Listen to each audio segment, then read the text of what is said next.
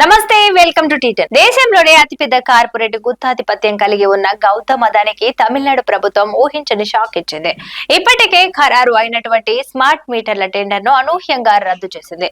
రాష్ట్రంలో స్మార్ట్ మీటర్లను ఏర్పాటు చేయాలని స్టాలిన్ ప్రభుత్వం నిర్ణయించింది.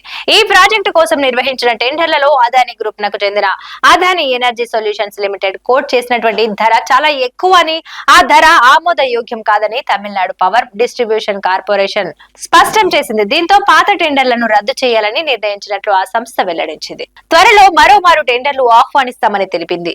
Design, build, finance, own, operate and transfer పద్ధతిలో స్మార్ట్ మీటర్లను ఏర్పాటు చేయాలని టాంజెడ్కో నిర్ణయించింది. సోలార్ పవర్ కాంట్రాక్టులు, విద్యుత్ కొనుగోళ్ల ఒప్పందాల విషయంలో అదాని గ్రూప్ చైర్మన్ గౌతమ్ అదానిపై 2024 మార్చిలో అమెరికాలో 2100 కోట్ల అవినీతి ఆరోపణలు రావడంతో తమిళనాడు ప్రభుత్వం ఈ నిర్ణయం తీసుకోవటం గమనార్హం. భారత్ లో ఇంధన ప్రాజెక్టుల ఏర్పాటు విషయంలో అనుకూలంగా వ్యవహరించేలా అదాని గ్రూప్ లేదా గౌతమ్ అదాని సహా కొందరు వ్యక్తులు లంచం ఇవ్వజూపారనే ఆరోపణలపై న్యూయార్క్ లోని US attorney general office justice department కు చెందిన ఫ్రాడ్ యూనిట్ విచారణ ప్రారంభించింది. చెన్నూరు సహా తిరువల్లూరు, కాంచీపురం, చెంగల్పట్టుతో పాటు 8 జిల్లాల్లో ప్యాకేజీ 1 లో భాగంగా 82 లక్షల స్మార్ట్ మీటర్ల కొనుగోలుకు టెండర్లు పిలిచింది. Centre funded revamped distribution sector scheme పథకం కింద స్మార్ట్ మీటర్లను ఏర్పాటు చేయాలనుకుంది.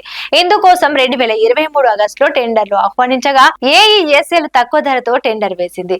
అదాని కంపెనీకి ఈ టెండర్ దక్కింది. అయినప్పటికీ ఆ ఆఫర్ ధర ఎక్కువేనని, ప్రభుత్వ ఖజానాపై భారం పడుతుందని స్టాలిన్ ప్రభుత్వం భావించినట్టు తెలుస్తోంది. అయితే దీంతో టెండర్ ను రద్దు చేస్తూ ఆ రాష్ట్ర ప్రభుత్వం ఉత్తర్వులు జారీ చేసింది. ఇది ఇవాల్టి న్యూస్. చూస్తూనే ఉండండి టీటెన్.